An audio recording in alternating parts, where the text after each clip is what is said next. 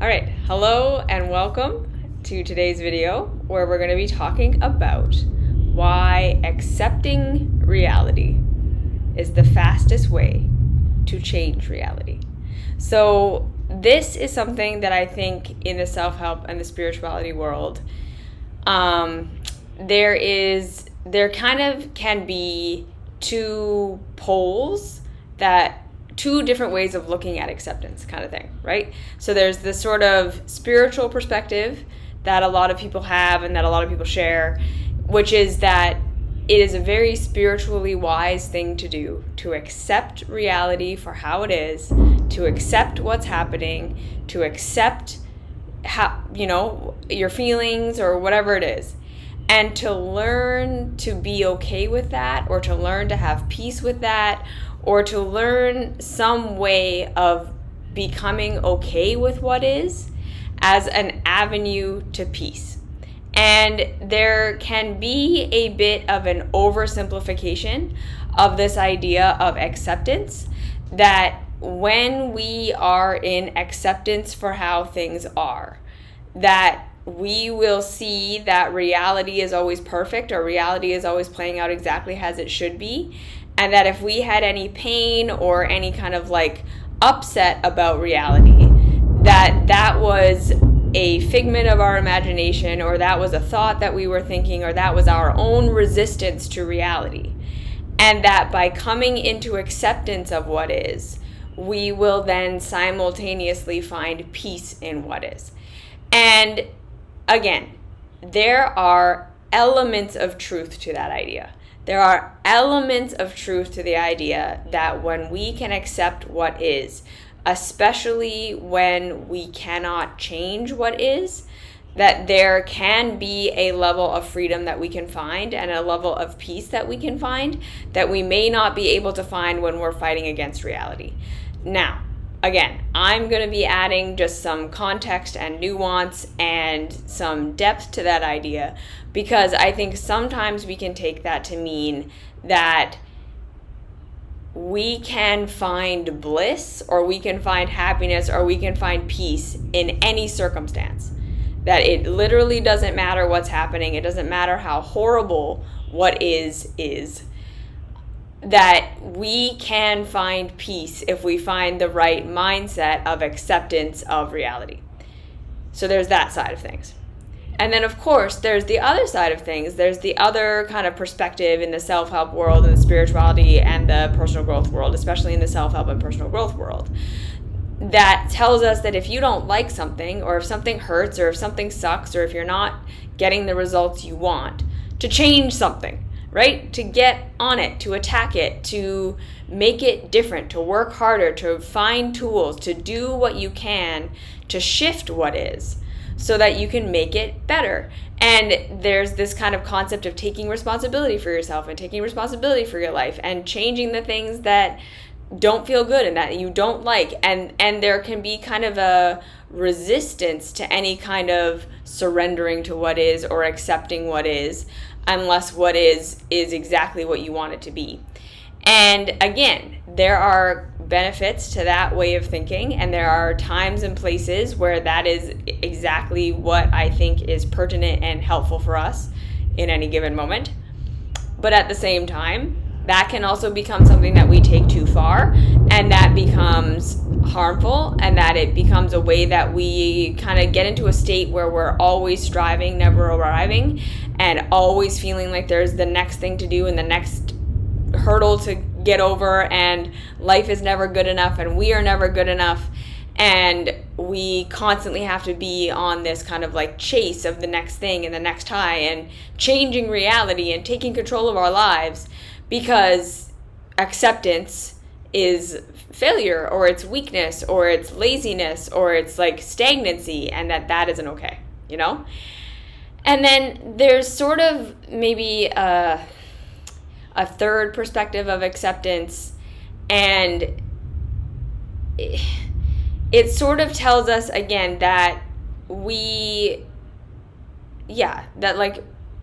that reality is perfect, and that acceptance of what is is our key to being able to see that everything is perfect and everything is working out for us and everything is on our side. And that if we can just come into this state of embracing what is, that we will be able to, again, find the goodness in whatever exists, and that we will be able to find peace in it. So again, I believe that there are always layers of truth in anything that is spoken that picks up steam in any way. Because if there was no truth in either of these two perspectives, if it was all completely wrong and we should be in a complete state of acceptance of what is and never fighting against it, that if that was true, then the fighting against it perspective wouldn't exist. Like, we would get to a place where, because there's literally nothing to it, there's no benefit, there's no, way in which that it helps, there's no circumstance that it has any benefit, we would be able to see that. We would get to a place where it would be so obvious, that it never works, that there's never an application for that actually makes anything better. And we would get rid of it, And so if there was absolutely no truth to the idea that we should fight against reality sometimes, and that we should push back against it, and that we should be advocating for change, or that we should be taking responsibility for our lives and seeing what we can change and what we can shift from our place of power, that if there was no benefit in that, if there was absolutely no time or place where that worked, or where that was pertinent, or where that was helpful, again, we wouldn't have these teachings. We wouldn't have that perspective. And I believe that it's when we can take what's true about these two poles that we're taught, and we can take what's true about it, and we can take what's good from this side and what's good from this side, and what's true on this side and what's true on this side, and what works from this side and what works from this side. And when we can combine them together, and when we can apply them to our lives in the areas and the times and the places where it applies, and we can learn where to apply it and where it applies, and then we can also learn where it doesn't apply, where it doesn't help, where it's not the tool, where it's not the thing, that is the most pragmatic thing we can do about any spiritual teaching. Okay, so this again is like foundational concepts that we teach in the mystery school. Ooh, so yeah, there's a thunderstorm happening here. So if you see lightning, or if you hear the thunder, I apologize for that, because we're just in the middle of a nice little morning thunderstorm. So anyways, that's what we teach in the mystery school, is being able to look at everything for its benefit, being able to look at any teaching and anything that is shared for where it really does help and what it really does for us and where we can apply it so that it's something that benefits us, and looking for where it doesn't apply and where it doesn't work and where it's not the tool to use, so that we don't continue to try to apply it to every situation where it's not going to be helpful. Yes? So I think, again, like a huge part of the mystery school and a huge part of the teachings here is that there isn't necessarily a right or a wrong in terms of like our spiritual teachings and spiritual culture and self-help and personal growth and personal self-improvement. That it's not necessarily that we can look at anything and say, like, this is the ultimate answer, or this is the thing we should be doing all the time, or this is completely false and there's absolutely no benefit in it and there's nothing good. Rather, we want to be able to say, okay, where can I take what is helpful about this? And where can I apply it to my life where it does make things better? And then where can I figure out where things aren't helpful and where it doesn't apply and where it doesn't work, so that I'm not caught trying to use a tool in a place where it doesn't work, where I'm not caught continually using a hammer to try to drive in a screw, where I'm not caught completely, stuck trying to use plaster where what I need is concrete, we want to be able to determine when and where we use what we're using. And so that requires that we have kind of a curiosity mindset when we're looking at all of these things. But also, right, with that curiosity, it's not complete openness. It's not taking it without question. It's questioning everything and being critical about everything in terms of not just shutting it down, right? Because a lot of the time when we think we're being critical of something, we think we're looking for the flaws, and we're looking for how it's not true, and we're looking to throw it out. And that's not what I mean by being critical, right? What I mean by being critical is that we're looking for, where does this apply? Where is it useful? Where is it beneficial? And where might it not apply? Where might it not be beneficial? Where might it not be useful? And then using our capacity to use our tools when and where they apply without expecting them to apply everywhere, okay? So this idea of acceptance is one of these things that I think is very nuanced and very complex, and it's very contextual.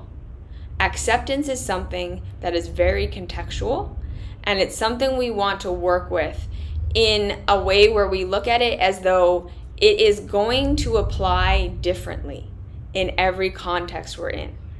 There are different ways of using the tool of acceptance and different ways of applying it in different contexts that work in different contexts that don't work in other contexts. Yes? So, for instance, there is a version of acceptance that is the surrender version of acceptance. There's the acceptance that says, I literally can't do anything about what is. I do not have the power to change this. I don't have the power to influence it in any way. That whatever is happening is not because of me, and it's not because of my actions, and there's nothing I can actually do about the physical circumstances. For instance, when we lose someone that we love, like, we can't do anything about that. We cannot make them not have passed on. We cannot bring them back to life. So the acceptance part of that, the learning to say, even though this is incredibly painful, this is not what I want, if I could change reality, I would. And learning to be able to say, but I can't. There is a layer and an element of surrendering to what is that is incredibly liberating. You see, because when we are in an argument with reality, in the sense that we can't change the reality that exists, we can argue as much as we want and we are never going to win, we are going to continue to cause ourselves pain by fighting against it. You see? And sometimes, again, this is where this gets complicated and where this gets nuanced, okay? Because we are not always going to be able to operate from our logic. We are not always going to be able to operate from our higher thinking and from our adult perspective and from our capacity to see things how they are and to embrace reality for how it is and to move on in the most mature way right here, right now. And I think that this is one thing that can be a little bit misunderstood and glossed over in the spirituality community, especially, and even in the personal growth and the take responsibility for yourself thing, is making room for the fact that we are not always going to be able to show up in the most mature way. We are not always going to be able to do the thing that's most in alignment with reality, and having compassion for that. Having compassion that we might have all the understanding in the world. We might know what is going to make us feel better and what would be the most mature thing and what would be the most helpful thing in the world right now. And we might not be able to do it. We might just not have the emotional wherewithal to get ourselves there. And part of this acceptance that I think is really missing in a lot of spiritual teachings is the acceptance that sometimes we are going to go through those phases of loss where we're in denial and we're in arguing and we're in that state of just not being able to say, okay, this is what it is. I can't change it. There's probably going to be thunder in a second. I can't change it. There's literally nothing I can do. And that is what it is. And I need to start to work through that.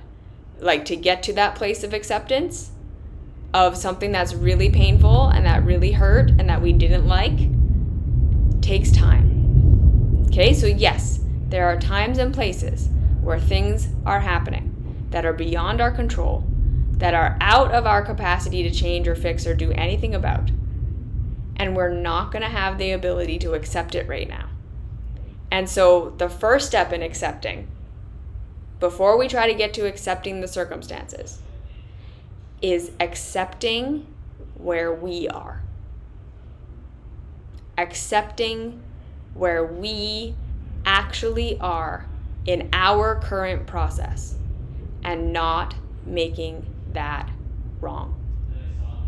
And this can be very, very hard to do. It can be hard to do when where we're at is deeply painful. And we want to get out of it. We want to push ourselves to get to a different place, to get to a different perspective, to get to a different, more aligned, more mature way of being. Because we are hoping and we are thinking, and sometimes we're correct, that when we get there, we're going to feel better. We don't want to stay in the pain that we're in. We don't want to stay in the depths of that depression or that feeling or that whatever. Especially, for instance, when we're processing past trauma, when we're processing our past and the pain of our past. It can be very, very, very, very, very challenging to get ourselves to get to a place where we are willing to sit with the fact that what we went through was horrible, and it was deeply painful, and it was incredibly scary, and it was incredibly traumatizing, without looking for the adult perspective to take us out of those feelings so that we don't have to feel that way anymore. It can be very challenging to let ourselves just fully grieve the past and accept that it was shitty and accept that it was hard and accept that we felt awful and that those feelings are still existing right now. And that right now we don't actually need to find the positive or to find how it was okay or to find our power or whatever. But we really need time to just be able to feel those feelings again, like re-experience that pain in a new safe context that we have right now, so we can actually work through the pain that happened and the trauma that happened from our adult perspective in a way that we couldn't when we were kids. In a way that we couldn't when we were young, in a way that we couldn't when we were going through it. It's almost like we need to recognize that when we're going through trauma and when we're going through things, we dissociate from it. And we have to dissociate from it in the moment. We have to create separation for ourselves. We have to look for the positive. We have to look for the benefit. We have to look for the spiritual tool to get us through. Because that's how we saved ourselves. That's how we got ourselves through it. That's how we got to the other side. Yes. And so all of that is legitimate and valid and exactly what we need.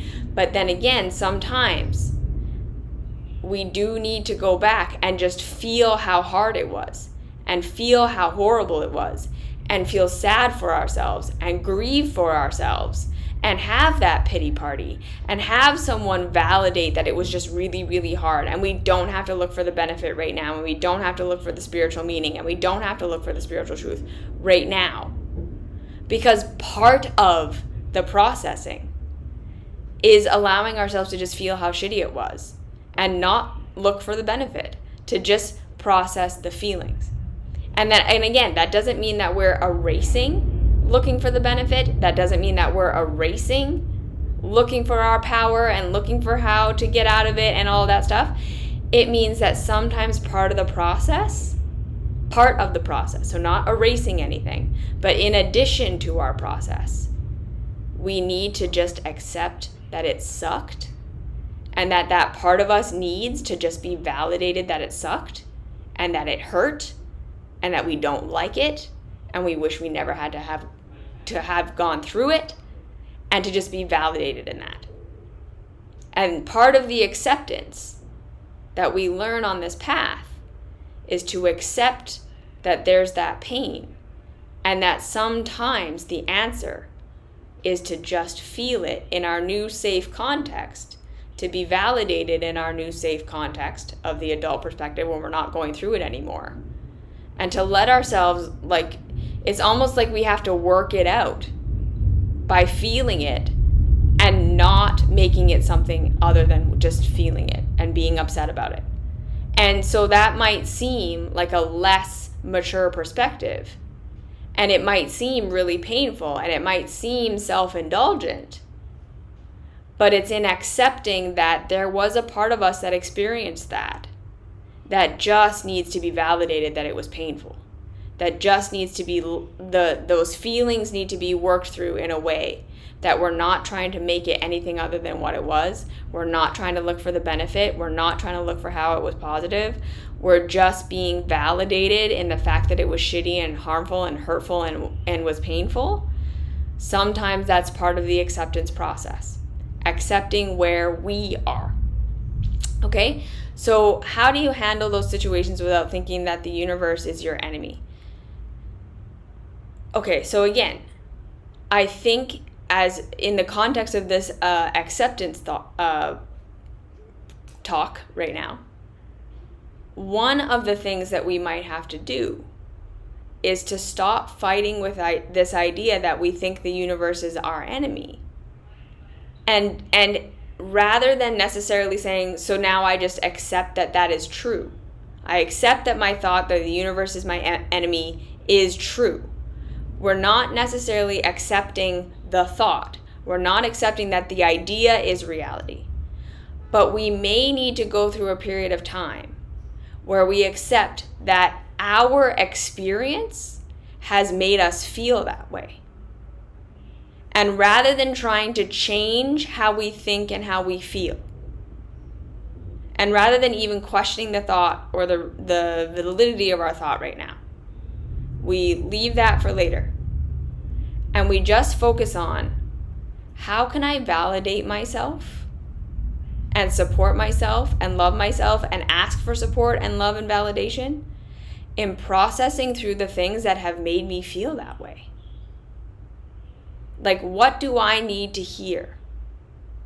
And what do I need to feel in terms of feeling loved and validated that what I went through was not my fault, and that what I went through was really hard and painful, and letting ourselves grieve it, right? Letting yourself be sad, letting yourself be angry, letting yourself have resentment, journaling about it, talking to a therapist about it.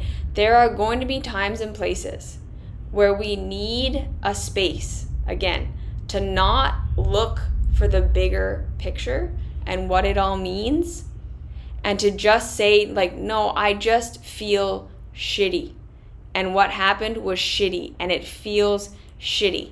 And we, like I say, we kind of take a break from universalizing it, from taking our experience and saying, and my experience therefore means this about reality, or it means this about life, or it means this about me. And we just focus on, okay, well, what did it feel like? And what did I think about it? And what did I feel while I was going through it? And what kind of validation and love and support do I need to hear that it wasn't my fault, and that what I'm feeling is okay, that anyone would feel that way going through what we went through. And again, without, like, with witnessing how we want to make it mean something about everything, and just saying, I'm going to take a break. I'm going to take a break from trying to figure out what my experience means about life. Sometimes we need to take a break from looking for the bigger picture and just let ourselves grieve the thing we went through. You see? We just need to grieve the things we went through. We just need to be upset about the things we went through. We just need to be validated that it wasn't our fault. We didn't choose it. We wouldn't wish it on anybody. We wish it had been different. And to be upset and sad.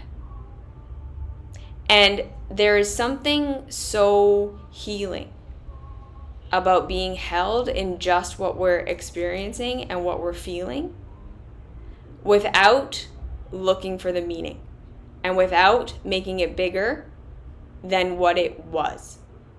Does this make sense?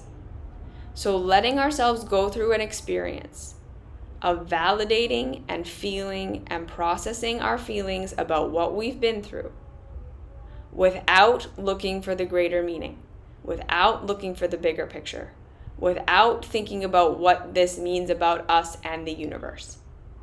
We just give ourselves space to feel the pain and to contain it a little bit.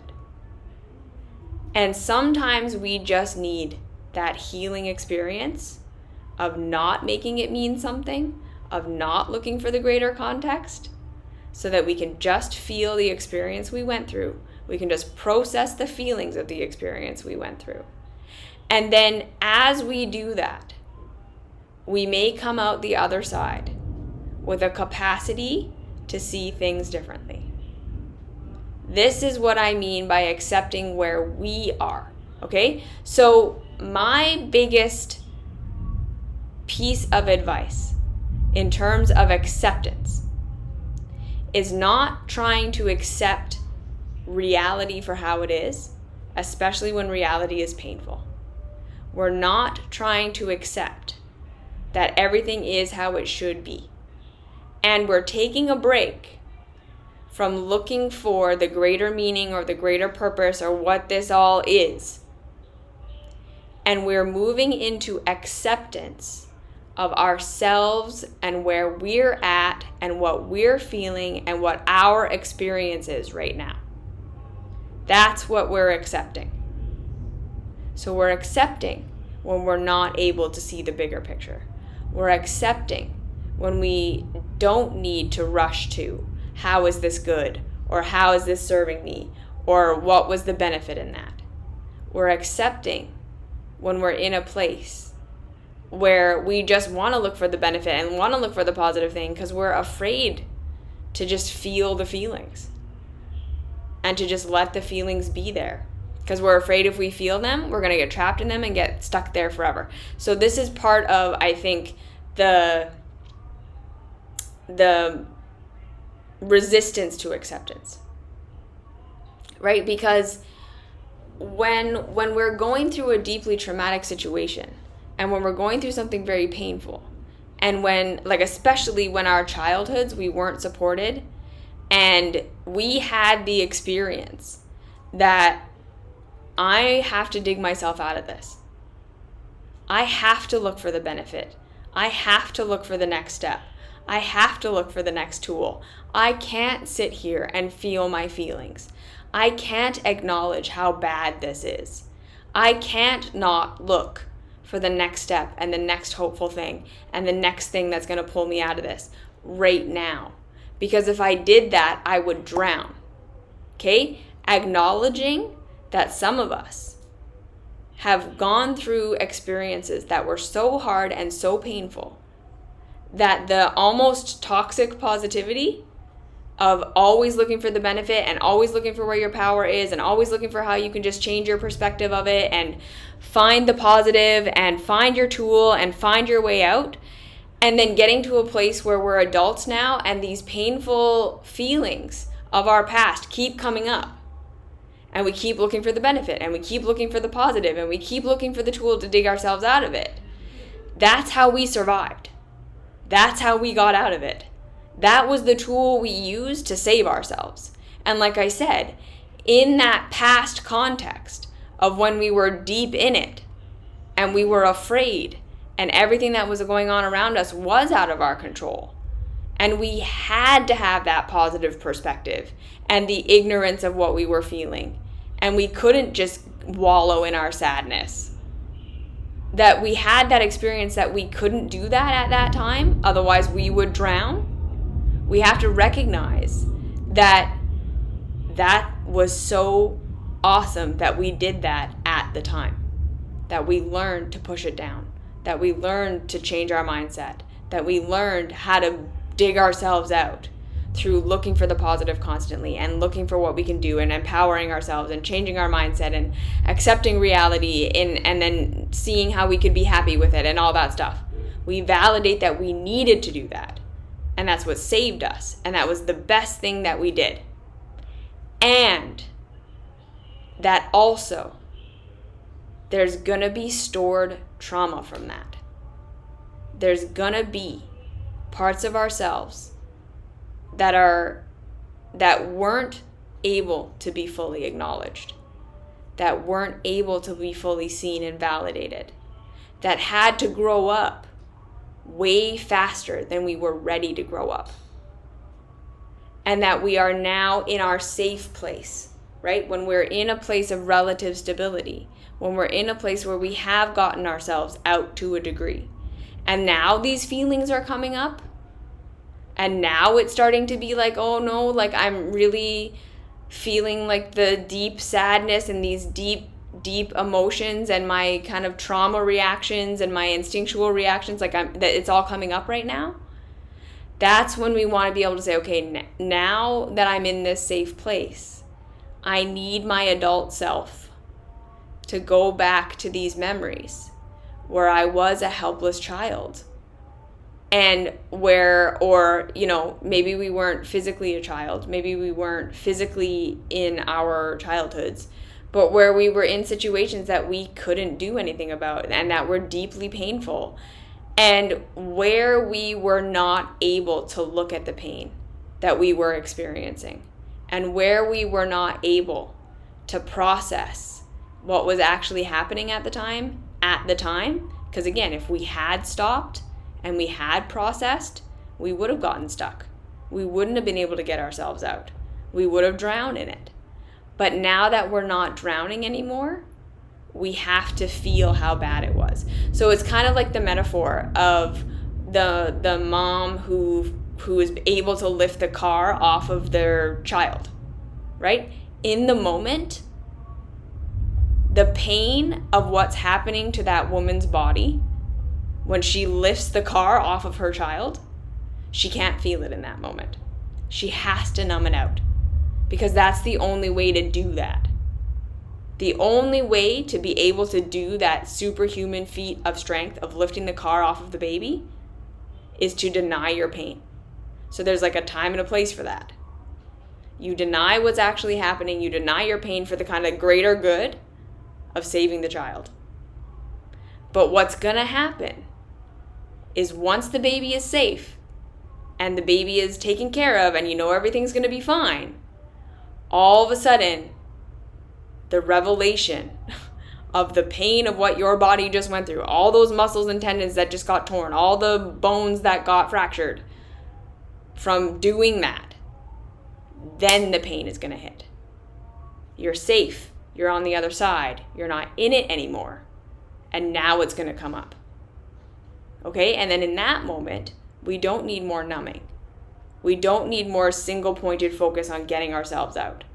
We don't need any more positivity and how is this helping me and how is this benefiting me or whatever. We need to now be treated, right? We got to go and now we need to have the surgeries to tie the bones or to tie the tendons back together and the casts put on, and we need to rest and lay down and right? There's no amount of positive thought or positive thinking that's going to erase the effects of the pain of what we went through. So another way of looking at it is like when we're out in the wilderness and we're being chased by a lion and we fall and we break our leg, or we're being chased by people and we fall and we break our leg. We don't have time in that moment to tend to that wound and to tend to that trauma. We have to tie it up and keep running. We can't look at it. We need some way of blocking it out so that we can move forward. Right? It's not practical to sit there and let the bone heal, because overall, that would be worse for your survival. So we make some little splint, we do what we can, and then we run on a broken leg. And we run on that broken leg, and we have to ignore the pain. And we have to just do whatever we have to do to keep going with that broken leg. And for a lot of us, especially in the spiritual world, that's what we've been doing for years and years and years since our childhood. We've gotten hurt, we've gotten damaged, we were not supported the way we needed to be supported, and we learned how to run on broken legs. We learned how to fight with broken arms, and how to, again, deny the pain we were in, and to look for the benefit, and to look for the positive, and to look for how strong we were, so that we could keep going and keep fighting. And again, that was incredibly impactful, and we needed to do that. But then once we get to safety, we get to a place where we're no longer being chased, we're no longer being attacked, those people are gone, those wounds are still there. The trauma and the impact of what happened exists. And now we're gonna feel it. And the only way through is to accept that now we're in a place where we don't need more spiritual platitudes. We don't need to keep looking for the benefit. We don't need to keep looking for, the perspective of the people who hurt us so that we can have compassion for them. It almost is going to feel like we need to take a step backwards spiritually, in terms of no longer looking for the bigger picture, no longer looking for the meaning, no longer looking for the empathy and compassion for those who hurt us, no longer looking for how it made us better and all of this stuff. And we have to go through the process of just being sad and angry and upset about what we went through. We have to go through the process of healing those wounds by acknowledging them and not pretending they're anything other than they are. So like I say, we're going through a place and a time where we're not looking for the meaning. We're not looking for the bigger picture. And we're accepting that we made a lot of progress and matured in a lot of ways that were very important and that saved our lives on the one hand, and that's true and that's real and that's important. And now we need to kind of go back a couple of steps and let ourselves just grieve the fact that what we went through sucked. It was painful, and to just really validate our experience of it. So like I say, not finding empathy for the people that hurt us, not finding empathy for the system, not trying to have compassion for why it all happened and how it all happened and what it all means, and just being there for our emotional experience of what happened. And like I say, it might feel like we're being less mature, because we're not looking for the bigger picture. We're not looking for the spiritual perspective. We're not looking for how it was all okay and how it all worked out, because we need to just process the pain of it and to let ourselves be validated that that just sucked and you shouldn't have had to go through it. And even though you can see that no one tried to hurt you on purpose and they weren't, right? Your caregivers weren't hurting you on purpose. They were also traumatized and they were also hurt, and you can see all that. It doesn't change the fact that you had to run on two broken legs, and that was very painful for you, and that hurt you. So going through that and accepting that sometimes we're just going to have to feel the pain that we couldn't feel before, that we couldn't allow ourselves to feel before, and not making that mean that we're going to get stuck there forever. Because here's the thing, right? Most of us are afraid that if we accept that pain and we just let it come up and we don't try to get rid of it with spirituality, that means we're going to get stuck in it forever. We're afraid that if we don't get out of it and we don't push ourselves out of it the way that we've been pushing ourselves out of it our whole lives, that we'll be stuck there forever. When in real reality, you're already stuck there. That's why you keep getting pulled back, no matter how much you do your spiritual work and how much you do all of your things. There's still that part of you that just constantly gets pulled back into those really dark spaces, because there's that part of you that's needing to process that dark stuff and process it in a way that we're not trying to make it anything other than what it was, which was really painful, and being seen and validated in that. And then I promise you, as we do that, we will find that we get to a new place, okay? A place on the other side that's mature, and we can see, and we can again return to compassion, and we can return to understanding how people were and how it wasn't their fault and all that stuff. We will get there again, but we're going to get there again in a new way, with a new vantage point of how to really deeply care for ourselves at the same time, where we don't have to abandon ourselves and what we actually felt and what we experienced, especially as helpless children who didn't have that adult perspective and who couldn't see that it was going to be okay. We will be able to show up for those parts in new ways, instead of having to say, okay, when that comes up, like, no, we can't look at that, or quick child self, you have to see the good side of this. We'll be able to then in the future feel the pain of what we went through, because I don't think we ever get rid of it. But we get to a place where it's no longer so painful to think about it. And it's no longer so deep and so traumatizing to relive in any way. Because, again, a lot of us are kind of stuck in that place where when it comes up, it's so overwhelming. And it's so painful. And it's so deep that we run to our tools to make it better, because the pain is so bad. But if we do give ourselves time to actually grieve it and to not make it different than it was, it will still come up in the future, but it will be so much less painful and so much less triggering and so much less fear-inducing, because we'll be able to just say, okay, it's okay, I can feel it, I can move through it, and I can see that I don't get stuck there, and then I can return to my adult perspective.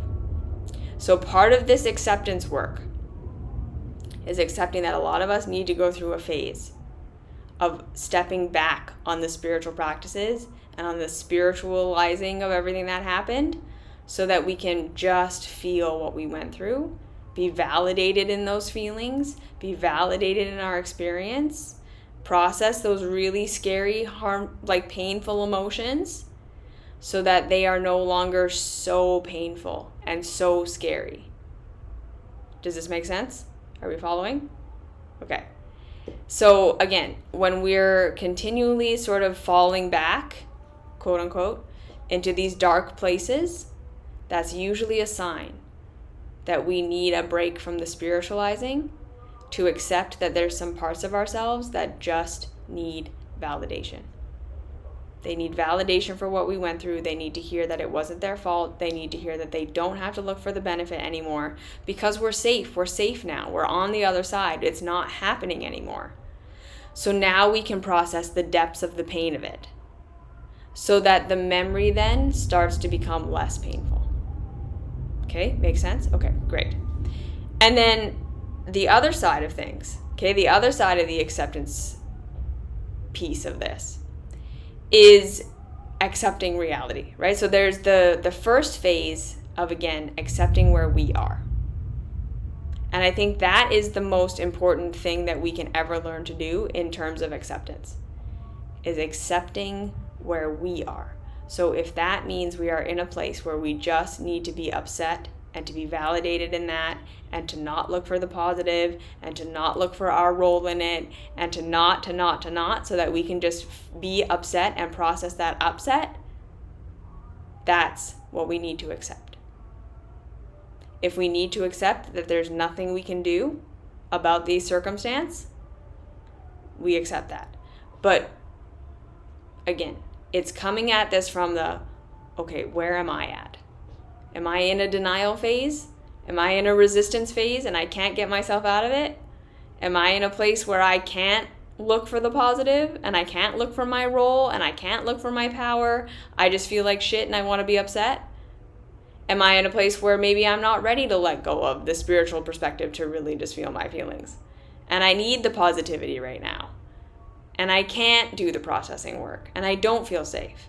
Whatever it is, we accept where we are. So in terms of acceptance, if you take nothing from this video, what I really want you to take is that the first real step in accepting is accepting where you are. If you're in resistance, we accept that we're in resistance. If we're in denial, we accept that we're in denial. We just come into the awareness of where we're at, and instead of fighting with ourselves, instead of trying to push ourselves into something different, we just make it safe and okay that we are where we are. Because I promise you that the result of that, of just no longer pushing ourselves and attacking ourselves and trying to make ourselves something different than what we are, that's when we're going to feel safe enough to grow into whatever we're going to grow into next. You won't get stuck where you are. I promise you, you will not get stuck where you are when you practice genuine acceptance and compassion for where you're at. The fastest way to get unstuck is to make it safe to be where you are. Because when you feel that acceptance, when you feel the permission to just be where you are and to feel what you feel, if there is a next step that's really going to empower you, that's when you're going to be genuinely motivated to want to take it. How many times have you told yourself, okay, I have this thing I need to do today. I really don't want to do it. You're super in resistance. It's like, blah. Like, think about like exercise. Okay? Like, some days you show up for your workout and you're just like, I hate this. I don't want to do it. I don't want to show up. It's going to be hard. It's going to be uncomfortable. This is stupid. It's not even giving me the results I want. Like, we come up with all the reasons of it. And sometimes when we say to ourselves, okay, I give you permission not to do it. I give you permission to just do 5 minutes, and then if you still feel like this, quit. I give you permission that it's okay. You don't have to. 9 times out of 10, like really 9 times out of 10, the second you take all that pressure off and you say, okay, you don't have to. I give you permission not to. You're going to be like, well, okay, I'll do it.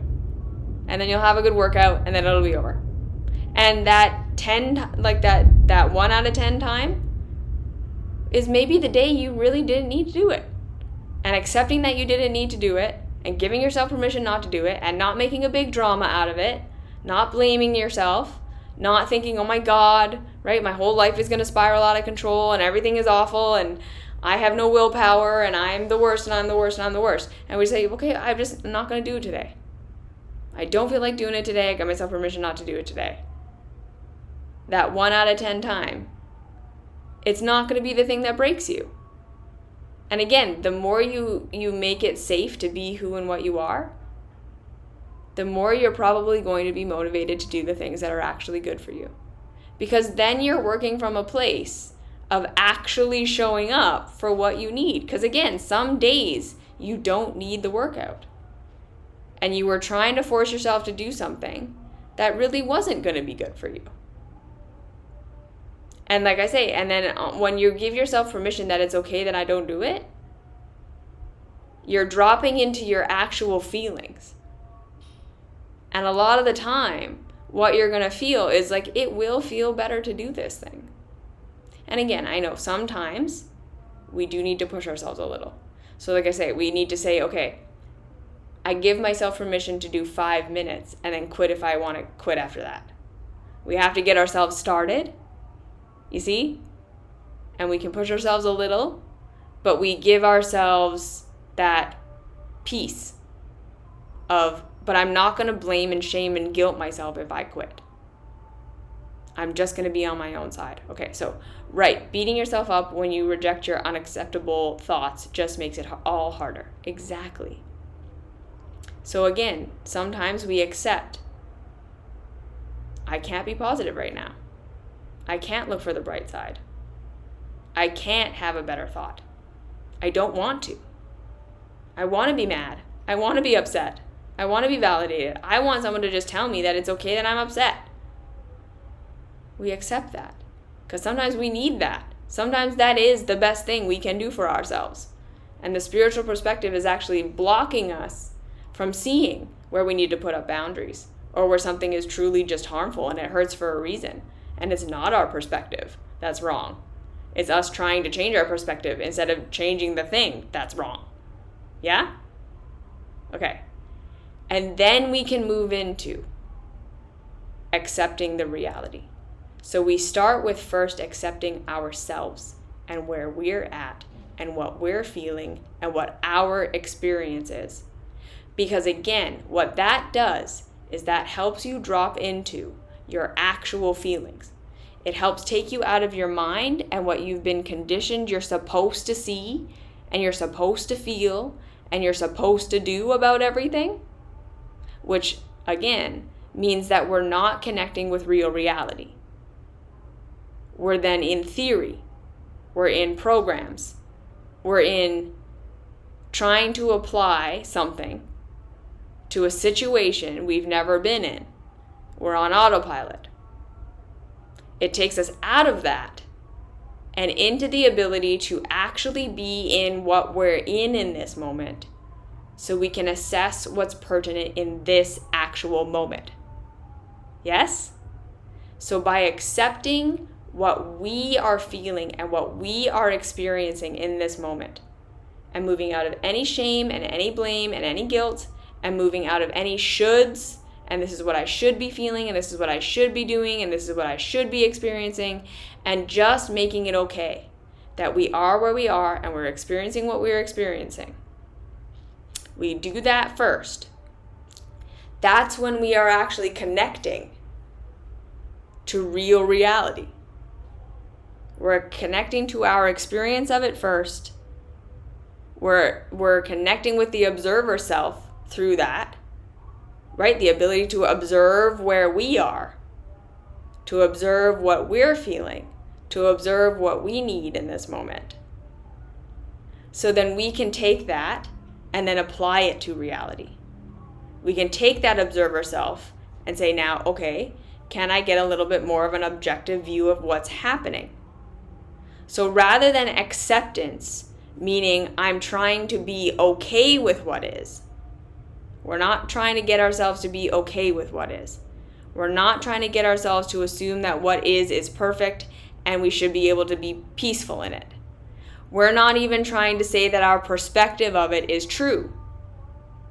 Rather, we're just trying to say, can I get a broader view of what's happening? Can I get curious about the reality? This is what's happening. This is what I feel about it. This is how I perceive it right now.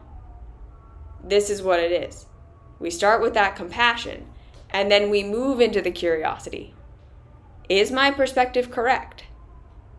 Am I sure I know what's going on? Can I get curious about what is?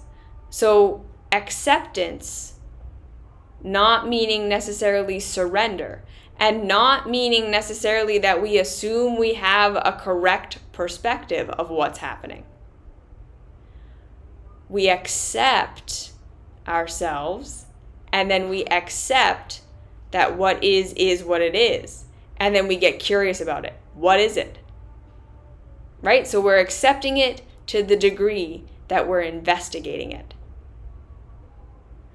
Acceptance means we look at all the what we think should be happening and what we think we should be feeling and what we think shouldn't be happening and what we do like and what we don't like and how we're interpreting it. We look at that and then we step back and say, okay, is this true? Is there something that I'm missing?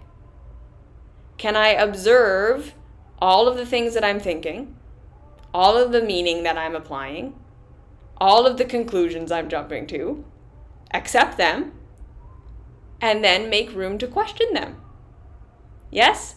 So this acceptance is an avenue for collecting the data of what is.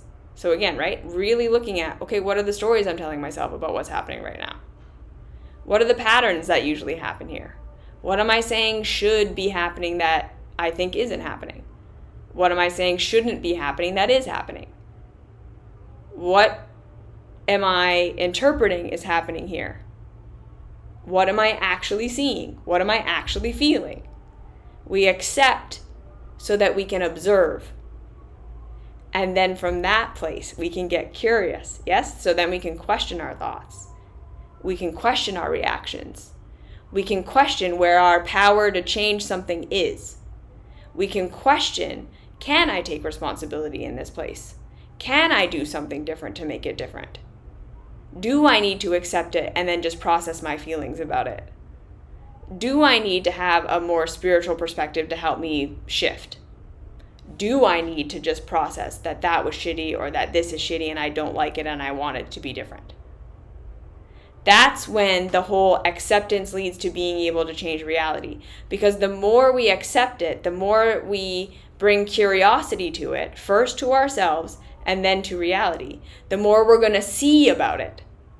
And the more we understand it, the more we've questioned our perception, the more we've opened it, the more we get curious, the more power we have, right? Because the more you understand something, the more you have the capacity to figure out, okay, right? Is this a situation where I need to just support myself and love myself because there's nothing I can do? Is this a situation where there is something I can do about it? Is it a mix of both? We're using acceptance as a tool to get to curiosity so that we can get to clearer understanding of what is, which then leads to the power to change things where we can change things and to accept things where we cannot change them and to process whatever we feel about that. You see? So we use acceptance not as surrender. We use acceptance as an avenue first of making ourselves safe. Because the safer we make ourselves, the more expanded we're going to be able to be in our perspective. The more we feel like we are not being attacked for how we feel or how we're responding or what we're seeing, the more willing we're going to be curious and open to new information and to admitting where we're wrong and to holding ourselves where we just need to hold ourselves and all of this, and then finding our power and taking new steps. So we accept ourselves first. We accept where we're at first. We make it okay that we are where we are. And then we slowly move into looking at reality, looking at the bigger picture, questioning our perceptions of it, questioning our stories, questioning what we're making it mean, and allowing that to lead us to the information of what can I do about this? What can I not do about it? Where's my power? Where's my step? And then what's just the next best thing I can do to support myself and everyone around me? Because, right, it's not necessarily even just about supporting only ourselves. Sometimes we're going to come into, okay, I can be this kind of support for this person, or I can do this, or I can do that, and I have this to offer. And that's really beautiful when we come into that. When we come out of defense, we can start to say, okay, well, where can I be of support to others? Where can I make this better for my community? Where can I have empathy for the people around me? Right? We come through to that being like a genuine place that we're at versus a place we're trying to force ourselves to be because that's the spiritual thing to do. The more you make yourself safe, the more you can actually get curious, the more information you can gather, the more you can find your power, the more you can be of benefit to those around you. That's the path of acceptance. Okay? So if we have any questions or comments before we're done, I would love to hear them. If not, I hope this was helpful. We use acceptance first of ourselves and then of reality, not as a way of surrendering to what is, but as a way of opening first to what we need so we can give ourselves that, so we can make ourselves safe, and then we can get more curious about what's actually happening and what we're telling ourselves about what's happening and all of this, so we can find our power. Thank you for being you. Thank you for being here. That's what acceptance is really all about. Okay? Okay. So, thank you for listening. Thank you for being here. I hope you have a fantastic week. I hope that this benefits you. Thank you for being here. I'm so glad to hear that this Work is supportive, sending you a big hug. You are where you are, and that's okay. Start with making it safe, and then see where you grow from there. Okay? Okay. Thanks, Brooke. See you later.